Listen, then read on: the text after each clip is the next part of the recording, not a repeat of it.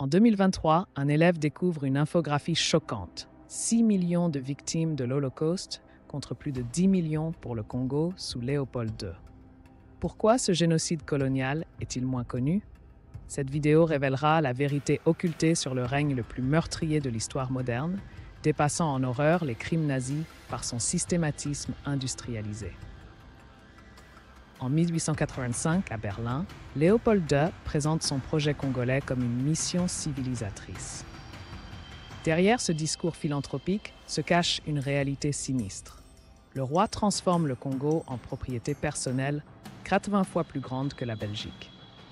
Des sociétés écrans comme l'Association internationale africaine servent à masquer l'exploitation brutale qui s'organise. Le système léopoldien impose des quotas impossibles de caoutchouc. Chaque village doit fournir 4 kg par semaine sous peine de mort. La force publique, milice privée du roi, mutile ceux qui n'atteignent pas leurs objectifs. Des photos d'archives montrent des parents tenant les mains coupées de leurs enfants. Preuve macabre de balles utilisées selon la logique coloniale. Le journaliste Edmond Morel et le diplomate Roger Casseman révèlent l'horreur dans des rapports accablants dès 1904.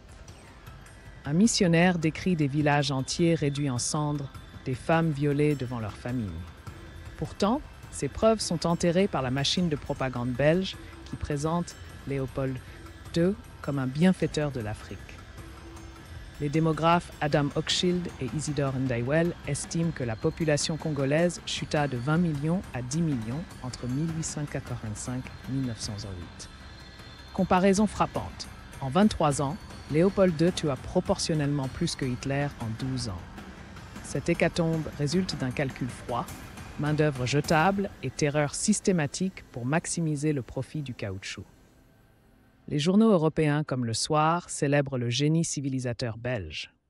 Des caricatures racistes présentent les Congolais comme des sauvages bénéficiant de la colonisation.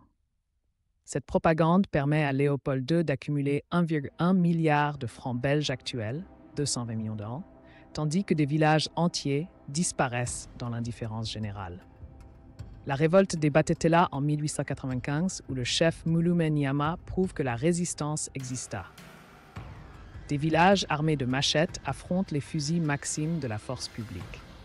Un rapport secret belge admet « Nous avons dû brûler 200 cases et exécuter 80 rebelles ». Ces héros anonymes furent sciemment effacés des livres d'histoire. En 2020, le musée de l'Afrique à Tervuren compte 120 000 artefacts congolais volés, mais aucune mention des 10 millions de morts. Des statues de Léopold II trônent toujours dans Bruxelles, tandis que le gouvernement belge refuse officiellement de présenter des excuses. Le Congo réclame depuis 1960 la restitution de son patrimoine culturel pillé. Un descendant de mutilés témoigne. Mon grand-père portait ses mains dans un sac jusqu'à sa mort. La Belgique dit que c'est le passé, mais notre terre garde les cicatrices. Des analyses ADN récentes prouvent que 60% des Belges ont un ancêtre ayant profité du système colonial.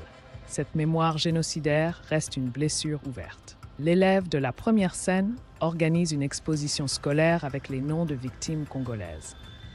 Son enseignant explique « Connaître cette histoire, c'est empêcher sa répétition ».